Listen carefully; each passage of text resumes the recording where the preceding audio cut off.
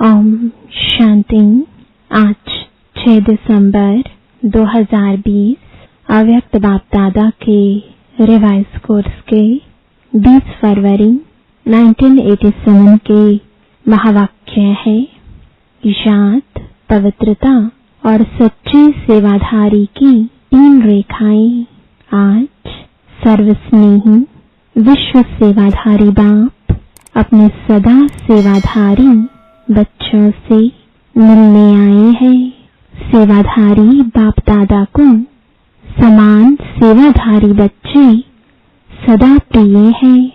आज विशेष सर्व सेवाधारी बच्चों के मस्तक पर चमकती हुई विशेष 3 लकीरें देख रहे हैं। हर एक का मस्तक त्रिमूर्ति तिलक समान चमक रहा है। यह 3 लकीरें किसकी निशानी है? इन 3 प्रकार के तिलक द्वारा हर एक बच्चे के वर्तमान रिजल्ट को देख रहे हैं। एक है संपूर्ण योगी जीवन की लकीर, दूसरी है पवित्रता की रेखा व लकीर, तीसरी है सच्चे सेवाधारी की लकीर। तीनों रेखाओं में हर बच्चे की रिजल्ट को देख रहे हैं। याद की लकीर सभी की चमक रही है, लेकिन नंबरवार है। किसी की लकीर व रेखा आदि से अब तक अव्यभिचारी अर्थात सदा एक की लगन में मगन रहने वाली है। दूसरी बात, सदा अटूट रही है। सदा सीधी लकीर अर्थात डायरेक्ट बाप से सर्व संबंध की लगन सदा रही है। वह किसी निमित्त आत्माओं के द्वारा बाप से संबंध जोड़ने के अनुभवी है। डायरेक्ट बाप का सहारा है। वह किसी आत्मा के सहारे द्वारा बाप का सहारा है। एक है सीधी लकीर वाले, दूसरे हैं बीच बीच में थोड़ी टेढ़ी लकीर वाले। यह है याद की लकीर की विशेषताएं। दूसरी है संपूर्ण पवित्रता की लकीर व रेखा, इसमें भी नंबरवार है। एक है ब्राह्मण जीवन लेते ही ब्राह्मण जीवन का विशेष बाप का वरदान प्राप्त कर सदा और सहज इस वरदान को जीवन में अनुभव करने वाले, उन्हों की लकीर आदि से अब तक सीधी है। दूसरे ब्राह्मण जीवन के इस वरदान को अधिकार के रूप में अनुभव नहीं करते। कभी सहज, कभी मेहनत से, बहुत पुरुषार्थ से अपनाने वाले हैं। उन्हों की लकीर सदा सीधी और चमकती हुई नहीं रहती है। वास्तव में याद व सेवा की सफलता का आधार है पवित्रता। सिर्फ ब्रह्मचारी बनना यह पवित्रता नहीं, लेकिन पवित्रता का संपूर्ण रूप है। ब्रह्मचारी के साथ साथ ब्रह्माचारी बनना।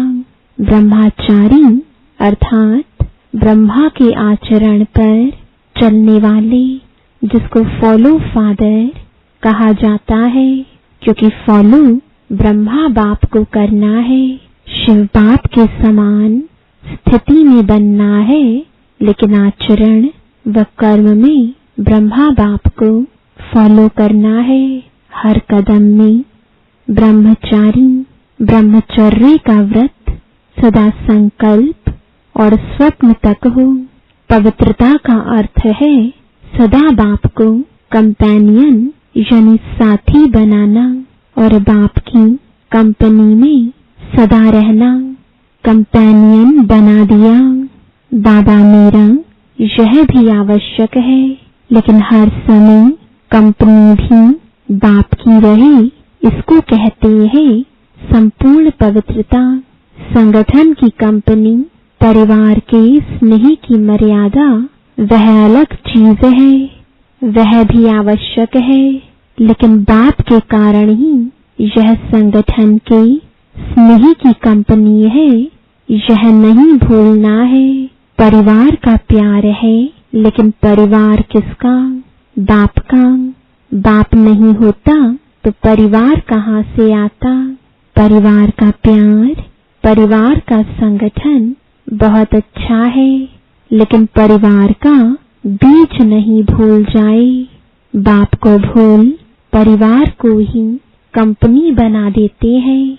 बीच बीच में बाप को छोड़ा तो खाली जगह हो गई, वहां माया आ जाएगी। इसलिए स्नेह में रहते, स्नेह देते लेते समूह को नहीं भूले। इसको कहते हैं पवित्रता। समझने में तो होशियार होना। कई बच्चों को संपूर्ण पवित्रता की स्थिति में आगे बढ़ने में मेहनत लगती है, इसलिए बीच बीच में कोई को कंपेनियन बनाने का भी संकल्प आता है, और कंपनी भी आवश्यक है, यह भी संकल्प आता है। सन्यासी तो नहीं बनना है, लेकिन आत्माओं की कंपनी में रहते बाप की कंपनी को भूल नहीं जाओ, नहीं तो समय पर उस आत्मा की कंपनी याद आएगी और बाप भूल जाएगा, तो समय पर धोखा मिलना संभव है। क्योंकि साकार शरीरधारी के सहारे की आदत होगी तो अव्यक्त बाप और निराकार बाप पीछे याद आएगा, पहले शरीरधारी याद आएगा। अगर किसी भी समय पहले साकार का सहारा याद आया तो नंबर 1 वह हो गया, और दूसरा नंबर बाप हो गया। जो बाप को दूसरे नंबर में रखते तो उसको पद क्या मिलेगा? नंबर 1 या 2। सिर्फ सहयोग लेना, स्नेही रहना वह अलग चीज है, लेकिन सहारा बनाना अलग चीज है। यह बहुत गूढ़ बात है, इसको यथार्थ रीति से जानना पड़े। कोई कोई संगठन में स्नेही बनने के बजाय न्यारे भी बन जाते हैं, डरते हैं नामालूम फंस जाएं। इससे तो दूर रहना ठीक है, लेकिन नहीं। 21 जन्म भी प्रवृत्ति में परिवार में रहना है ना, तो अगर डर के कारण किनारा कर लेते, न्यारे बन जाते, तो वह कर्म सन्यासी के संस्कार हो जाते हैं। कर्म योगी बनना है, कर्म सन्यासी नहीं। संगठन में रहना है, स्नेही बनना है, लेकिन बुद्धि का सहारा एक बाप हो, दूसरा ना कोई। बुद्धि को कोई आत्मा का साथ व गुण व कोई विशेषता आकर्षित नहीं करे। इसको कहते हैं पवित्रता।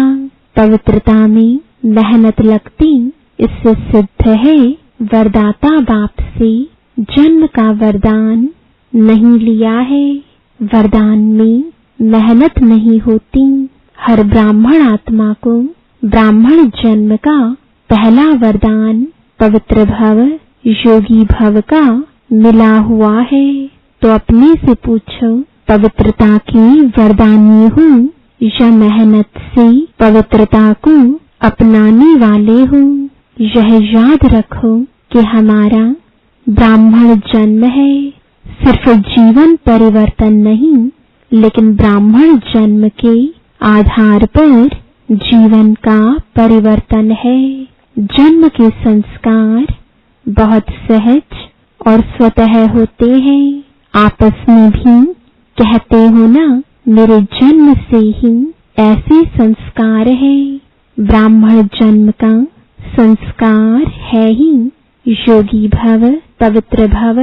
वरदान भी है, निजी संस्कार भी है। जीवन में 2 चीजें ही आवश्यक है, एक कंपेनियन, दूसरी कंपनी। इसलिए त्रिकालदर्शी बाप सभी की आवश्यकताओं को जान कंपेनियन भी बढ़िया, कंपनी भी बढ़िया देते हैं। विशेष डबल विदेशी बच्चों को दोनों चाहिए। इसलिए बाप दादा ने ब्राह्मण जन्म होते ही कंपेनियन का अनुभव करा लिया, सुहागिन बना दिया। जन्मते ही कंपेनियन मिल गया ना। कंपेनियन मिल गया है, वह ढूंढ रहे हो तो पवित्रता निजी संस्कार के रूप में अनुभव करना, इसको कहते हैं श्रेष्ठ लकीर अथवा श्रेष्ठ रेखा वाले। फाउंडेशन पक्का है ना। तीसरी लकीर है सच्चे सेवाधारी की। यह सेवाधारी की लकीर भी सभी के मस्तक पर है। सेवा के बिना भी रह नहीं सकते। सेवा ब्राह्मण जीवन को सदा निर्विघ्न बनाने का साधन भी है, और फिर सेवा में ही विघ्नों का पेपर भी ज्यादा आता है। निर्विघ्न सेवाधारी को सच्चा सेवाधारी कहा जाता है। विघ्न आना यह भी ड्रामा की नोंद है। आने ही है और आते ही रहेंगे, क्योंकि यह विघ्न व पेपर अनुभवी बनाते हैं। इसको विघ्न ना समझ, अनुभव की उन्नति हो रही है इस भाव से देखो तो उन्नति की सीढ़ी अनुभव होगी। इससे और आगे बढ़ना है, क्योंकि सेवा अर्थात संगठन का सर्व आत्माओं की दुआ का अनुभव करना। सेवा के कार्य में सर्व की दुआएं मिलने का साधन है। इस विधि से, इस वृत्ति से देखो तो सदा ऐसे अनुभव करेंगे कि अनुभव की अथॉरिटी और आगे बढ़ रही है। विघ्न को विघ्न नहीं समझो और विघ्न अर्थ निमित्त बनी हुई आत्मा को विघ्नकारी आत्मा नहीं समझो। अनुभवी बनाने वाले शिक्षक समझो। जब कहते हो निंदा करने वाले मित्र है, तो विघ्नों को पास करा के अनुभवी बनाने वाला शिक्षक हुआ ना, पाठ पढ़ाया ना। जैसे आजकल की जो बीमारियों को हटाने वाले डॉक्टर्स हैं, वह एक्सरसाइज यानी व्यायाम कराते हैं। तो एक्सरसाइज में पहले दर्द होता है, लेकिन वह दर्द सदा के लिए बेदर्द बनाने के निमित्त होता है।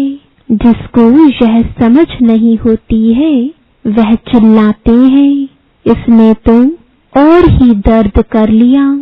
लेकिन इस दर्द के अंदर छिपी हुई दवा है।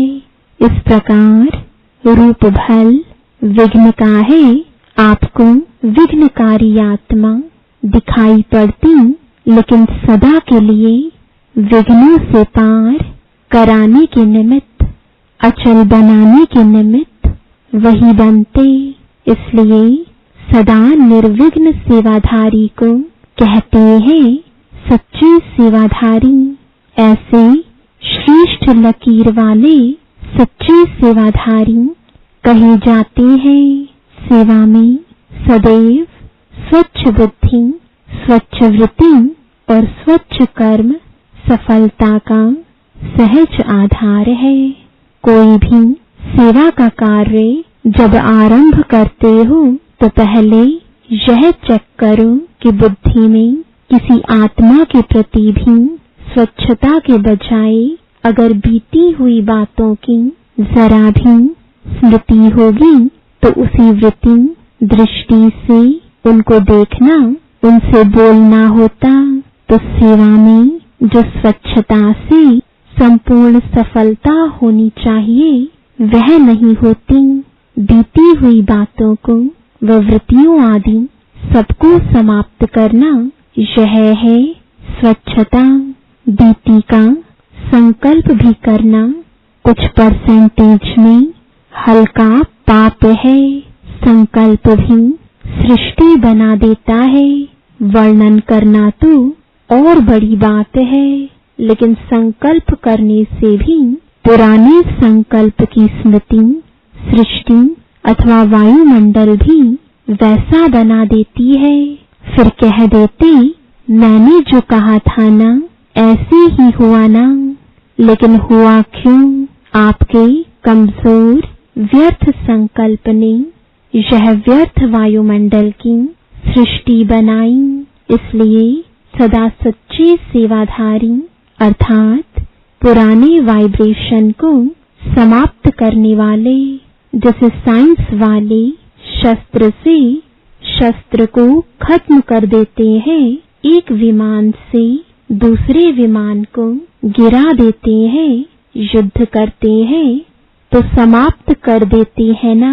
तो आपका शुद्ध वाइब्रेशन को इमर्ज कर सकता है और व्यर्थ वाइब्रेशन को समाप्त कर सकता है। संकल्प को समाप्त कर सकता है। अगर आपका पावरफुल यानी शक्तिशाली संकल्प है तो समर्थ संकल्प व्यर्थ को खत्म जरूर करेगा। समझा? सेवा में पहले स्वच्छता अर्थात पवित्रता की शक्ति चाहिए। यह 3 लकीरें चमकती हुई देख रहे हैं। सेवा की विशेषता की और अनेक बातें सुनी भी हैं। सब बातों का सार है निस्वार्थ निर्विकल्प स्थिति से सेवा करना सफलता का आधार है। इसी सेवा में ही स्वयं भी संतुष्ट और हर्षित रहते और दूसरे भी संतुष्ट रहते। सेवा के बिना संगठन नहीं होता। संगठन में भिन्न भिन्न बातें, भिन्न भिन्न विचार, भिन्न भिन्न तरीके, साधन यह होना ही है। लेकिन बातें आती भी भिन्न भिन्न साधन सुनते हुए भी स्वयं सदा अनेक को एक बात की याद में मिलाने वाले एक रस स्थिति वाले रहो। कभी भी अनेकता में मूंझो नहीं। अब क्या करें? बहुत विचार हो गए हैं, किसका माने किसका न माने। अगर निस्वार्थ निर्विकल्प भाव से निर्णय करेंगे तो कभी किसी को कुछ व्यर्थ संकल्प नहीं आएगा, क्योंकि सेवा के बिना भी रह नहीं सकते, याद के बिना भी रह नहीं सकते। इसलिए सेवा को भी बढ़ाते चलो, स्वयं को भी स्नेह, सहयोग और निस्वार्थ भाव में बढ़ाते चलो। समझा? बाप दादा को खुशी है कि देश विदेश में छोटे बड़े सभी ने उमंग उत्साह से सेवा का सबूत दिया।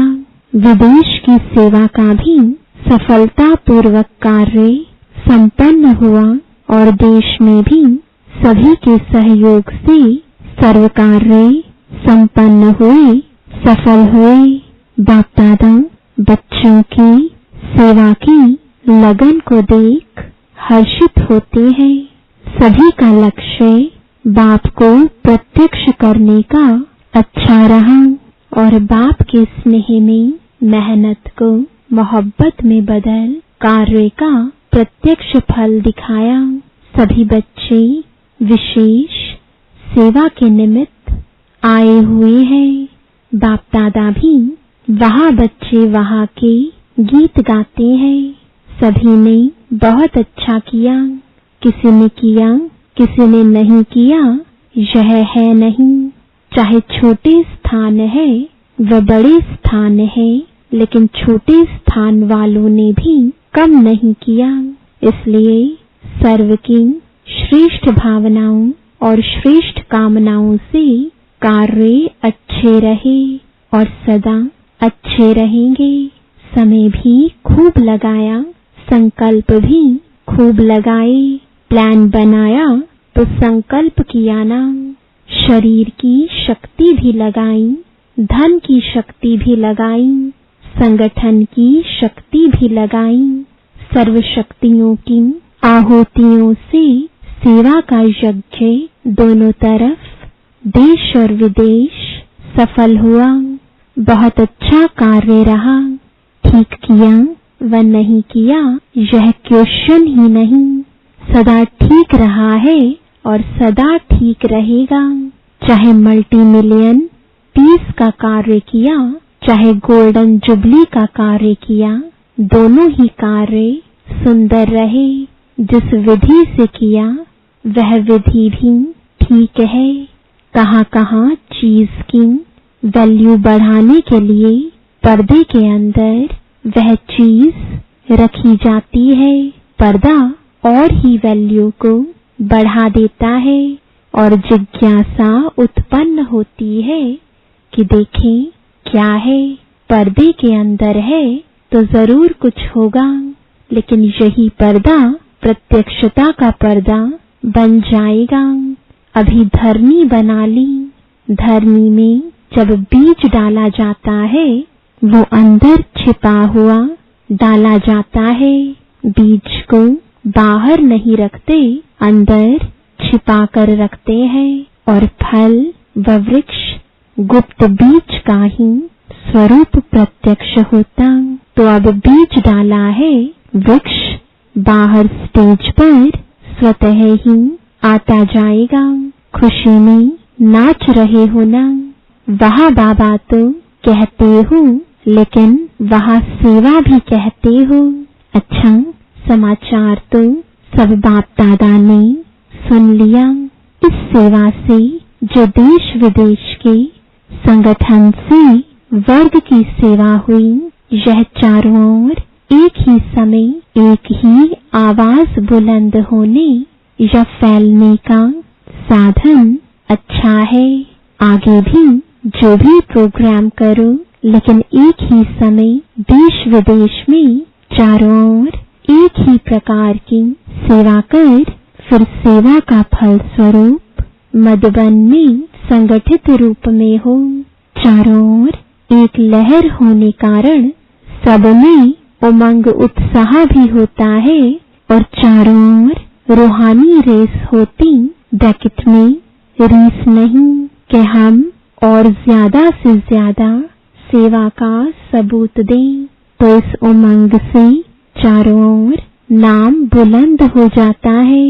इसलिए किसी भी वर्ग का बनाओ, लेकिन चारों ओर सारा वर्ष एक ही रूपरेखा की सेवा की तरफ अटेंशन हो, तो उन आत्माओं को भी चारों ओर का संगठन देख उमंग आता है, आगे बढ़ने का चांस मिलता है। इस विधि से प्लान बनाते बढ़ते चलो। पहले अपनी अपनी एरिया में उस वर्ग की सेवा कर छोटे छोटे संगठन के रूप में प्रोग्राम करते रहो और उस संगठन से फिर जो विशेष आत्माएं हों उनको इस बड़े संगठन के लिए तैयार करो।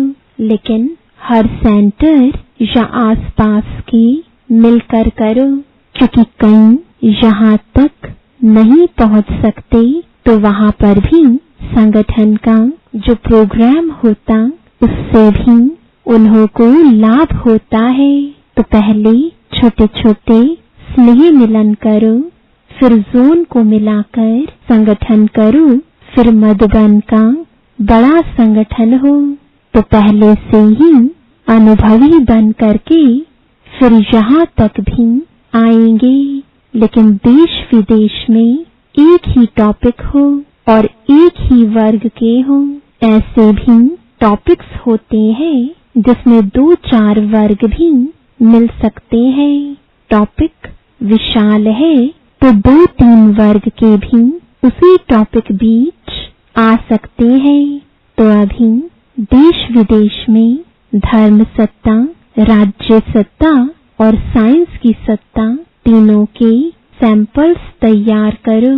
अच्छा, सर्व पवित्रता के वरदान के अधिकारी आत्माओं को सदा एक रस, निरंतर योगी जीवन के अनुभवी आत्माओं को सदा हर संकल्प, हर समय सच्चे सेवाधारी बनने वाली श्रेष्ठ आत्माओं को विश्व स्नेही, विश्व सेवाधारी बाप दादा का याद प्यार और नमस्ते वरदान है कंबाइंड स्वरूप की स्मृति द्वारा अभूल बनने वाले निरंतर योगी भव। जो बच्चे स्वयं को बाप के साथ कंबाइंड अनुभव करते हैं उन्हें निरंतर योगी भव का वरदान स्वतः मिल जाता है, क्योंकि वो जहां भी रहते हैं मिलन मेला होता रहता है। उन्हें कोई कितना भी भुलाने की कोशिश करे लेकिन वे अभूल होते हैं। ऐसे अभूल बच्चे जो बाप को अति प्यारे हैं वही निरंतर योगी है, क्योंकि प्यार की निशानी है स्वतः जात। उनके संकल्प रूपी नाखून को भी माया हिला नहीं सकती। स्लोगन है कारण सुनाने के बजाय